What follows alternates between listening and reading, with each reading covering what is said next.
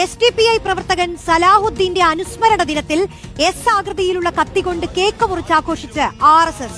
കണ്ണൂർ കണ്ണവത്താണ് സംഭവം. റീൽസ് ചിത്രീകരിച്ച് സമൂഹമാധ്യമങ്ങളിൽ പ്രചരിപ്പിക്കുകയും ചെയ്തു.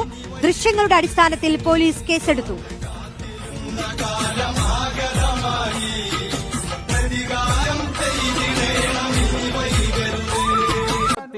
ലോകത്തിലെ ഏറ്റവും വലിയ സന്നദ്ധ സംഘടന മോഹൻദാസ് താങ്കൾ ഇപ്പോൾ പറഞ്ഞു ലോകത്തിലെ ഏറ്റവും വലിയ സന്നദ്ധ സംഘടനയാണ് RSS. നോക്കൂ ടി മോഹൻദാസ്, ഒറ്റ ചോദ്യമേ അവിടെ അവശേഷിക്കുന്നുള്ളൂ. എത്ര പേരുണ്ട് നിങ്ങളുടെ ഈ സംഘടനയിൽ?